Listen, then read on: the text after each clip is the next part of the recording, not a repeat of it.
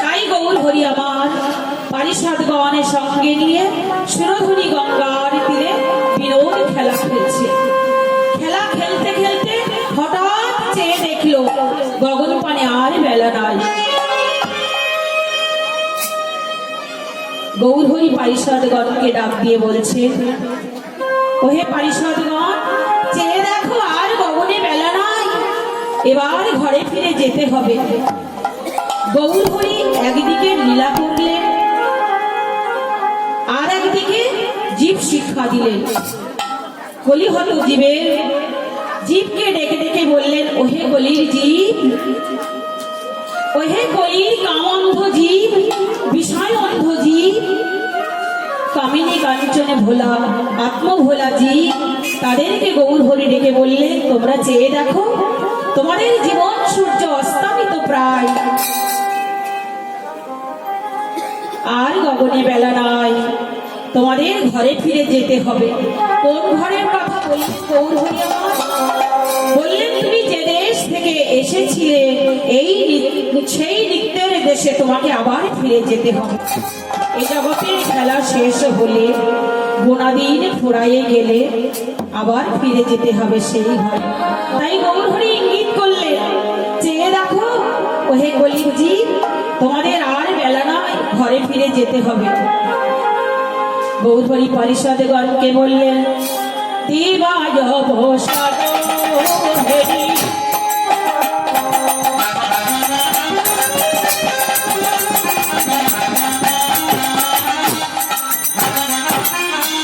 গৃহেতে চলিলা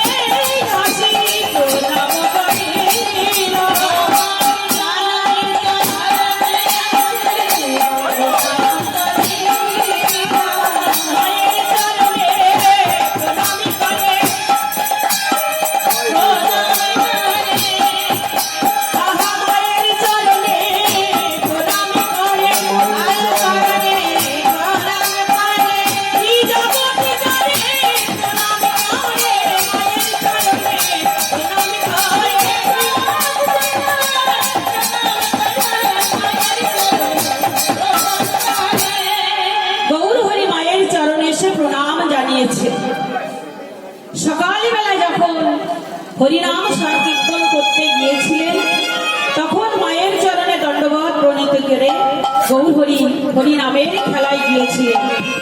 সারাদিন হরিনামের খেলা খেলে দিবা অবসানে আবার মায়ের চরণে ফিরে এসে বলছে, মা, আমি এসেছি, আমি তোমাকে প্রণাম করছি।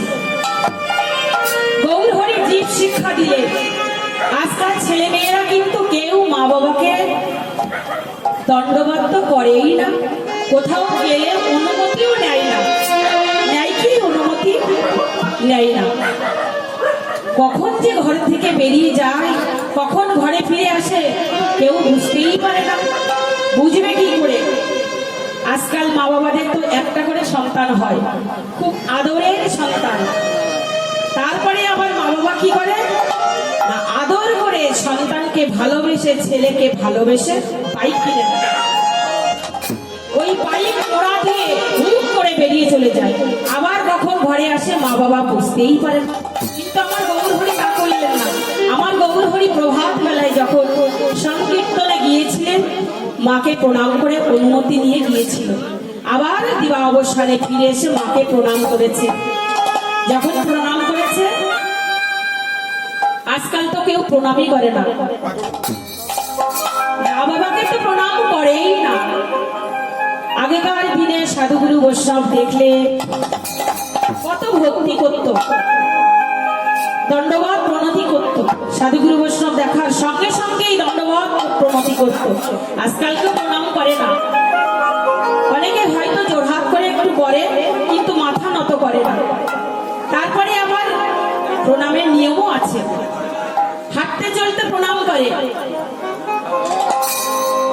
এই প্রণামের নামও আছে রানী প্রণাম। চলতে চলতে প্রণাম করে, দেবতা মন্দির দেখলো, ঢুকে দিল, সময় নেই, সময় খুব কম তো, শর্টে প্রণাম। মাথাটা একটু নতও করে না, জোড়হাতও করে না। আবার কিছু কিছু ছেলেমেয়েরা আছে যারা কলেজে পড়াশোনা করে, হাই প্রণাম তো উঠেই গেছে। সকালবেলায় যারা এই হাই হাই দিয়ে জীবন শুরু করে, তাদের কি জীবন ভালো যায়? যায় না, যেতে পারে না। সকালবেলা উঠে গেলে কি বলবো? কেন? জয় নিতাই বলো, জয় গৌর হরি বলো, জয় রাধেশ্যাম বলো, হরে কৃষ্ণ বলো, তাহলে তো জীবন মঙ্গলময় হবে। কিন্তু কেউ বলে না, হাই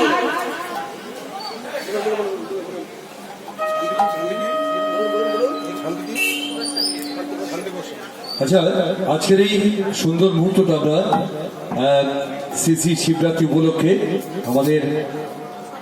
আমাদের শ্রদ্ধেয় দিদিকে আমাদের মিস্টার অজয় হালদার 50 টাকা পুরস্কৃত করলেন, ওনার মানে কীর্তনে সন্তুষ্ট হয়ে।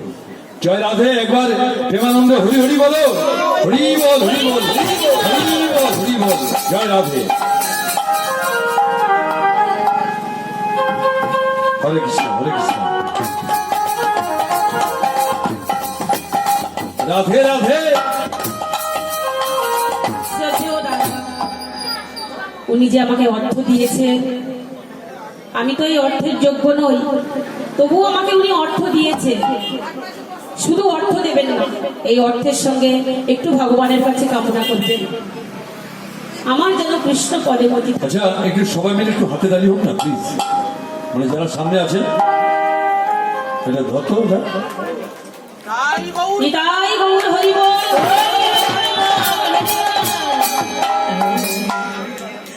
শিল্পীর সঙ্গে একটু হাতের ভালোবাসা চাই। শিল্পী তো এখানে এসছে, পয়সা নিয়ে এসছে, কিন্তু পয়সাটা মেন জিনিস নয়। যেহেতু অনুষ্ঠান করতে এসছেন, একটু রেসপন্স পেলে আমাদের ম্যাডামের খুব ভালো লাগবে। আগে এত ভালো কীর্তন গাইছেন উনি, আর ওনার টিমকে অসংখ্য অসংখ্য ধন্যবাদ। প্রথমে যে গানটা গেয়েছেন আমাদের শ্রদ্ধেয় ম্যাডাম, এক রাধা এক মীরা, সত্যি অসাধারণ সঙ্গীত পরিবেশন করেছেন উনি। আর একবার একটু জোরসে দাঁড়িয়ে হোক।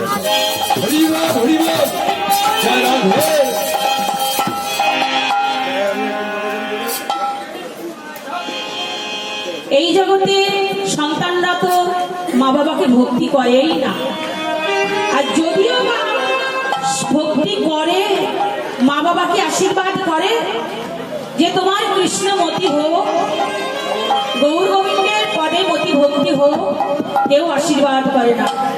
এই জগতের মা বাবারা কি চায়? তা আমার ছেলে বড় ডাক্তার হোক, ইঞ্জিনিয়ার হোক, বিদেশ যাক, বড় চাকরি করুক, বেশি বেশি অর্থ উপার্জন করুক, অর্থ উপার্জনের মেশিন তৈরি করে। কেউ চায় না যে আমার সন্তান কৃষ্ণ ভক্ত হোক, গৌর গোবিন্দের নাম প্রচার করুক, কেউ চায় না। কিন্তু আমার সচিমা আশীর্বাদ করলেন, নিমাই আমি তোকে আশীর্বাদ করি, তোর যেন কৃষ্ণ পদে মতি ভক্তি, তোর যেন কৃষ্ণ ভজন হয়।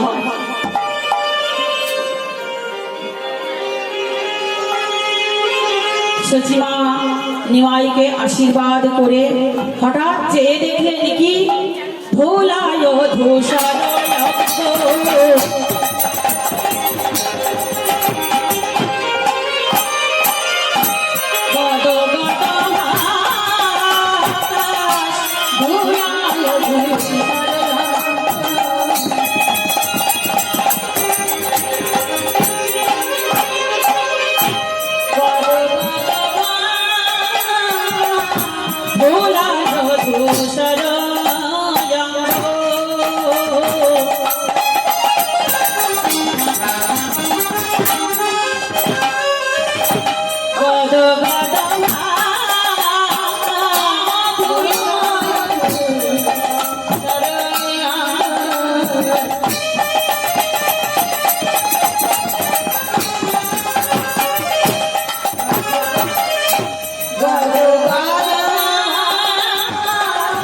সচিমা দেখে নাকি আমার সোনার নিমাইয়ের অঙ্গে এমন করে কে ধুলা দিয়েছে? ডাক দিলেন, নরহরি, নরহরি, নরহরি তুই কোথায় গেলি? নরহরি তুই কোথায় গেলি? আহা নরহরি তুই কোথায় গেলি? নরহরি তুই কোথায় গেলি? একবার আমার নিকটে আয়, নরহরি কোথায় গেলি?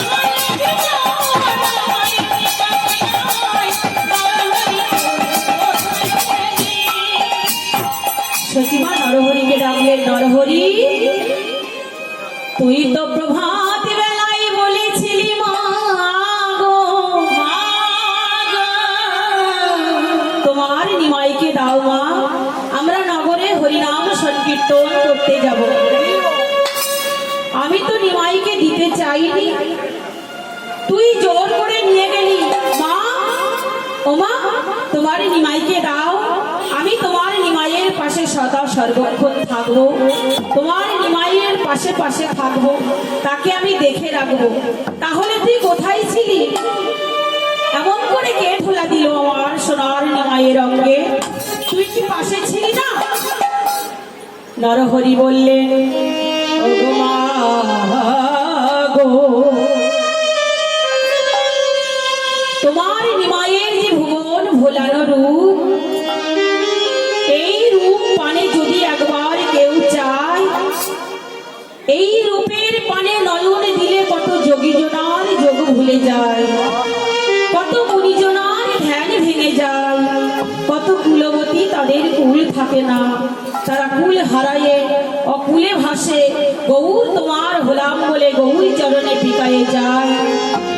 সেই সোনার নিমাইয়ের বদন পানে চাইলে কেউ কি ধুলা দিতে পারে মা?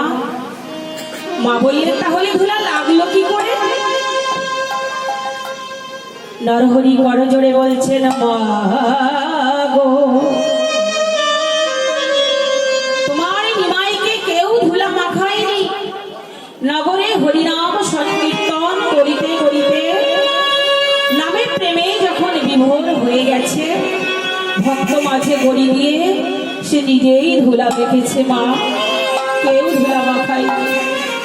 সচিমা বললেন, তাহলে আমার নিমাইয়ের সর্ব অঙ্গে ধুলা লেগেছে, বদনে কেন ধুলা লাগেনি? নরহরি বললেন, লেগেছিল মা, তাহলে বদনের ধুলা উঠলো কি করে? ওই সুরধনী গঙ্গার জলে কি ধুয়ে গেছে? বললেন, না না মা, সুরধনী গঙ্গার জলে বদনের ধুলা ধুয়ে যায়নি। বললেন, ধুয়ে গেছে মা, ধুয়ে গেছে মা, ধুয়ে গেছে মা, রাধে বলে কেঁদে কেঁদে বদনের ধুলা ধুয়ে গেছে মা,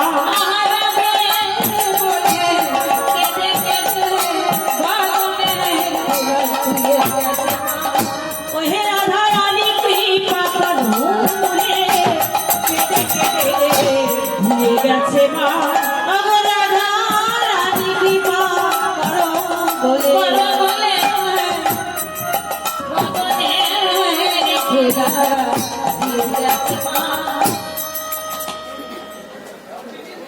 এবার সচিমা নিজের অঞ্চল দিয়ে নিমাইয়ের অঙ্গের ধুলি ঝাড়ছেন। বৈষ্ণবী কবি লীলা দর্শন করে বললেন, মা গো, তুমি যে তোমার নিমাইয়ের অঙ্গের ধুলি ঝাড়ছো, এই ধুলি তুমি ফেলবে কোথায়? একে বৈষ্ণব বৈষ্ণব চরণ ধুলি তাহে তোমার নিমায়ের অঙ্গ স্পর্শ পেয়েছে। এই ধুলি তুমি ফেলবে কোথায় মা? ফেলতে যদি চাও চেয়ে দেখো এই জগতে মাঝে। মা গো, আমি বড় আশা করে দাঁড়াইয়ে আছি, ধুলা যদি তুমি ফেলতে চাও, ওই ধুলায় আমার মাথায় ফেলো। ওই ধুলায় আমার মাথায় ফেলো, ওই ধুলি আমার মাথায় ফেলো, ওই ধুলি আমার মাথায় ফেলো। আমি আশা করে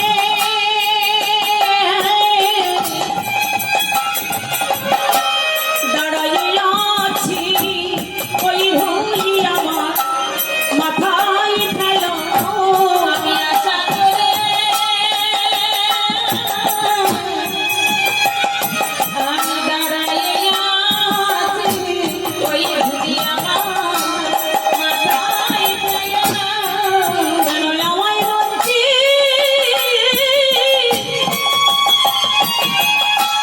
আমায় বঞ্চিত করো না মা, ধুলি আমার মাথায় ফেলো। যেন আমায়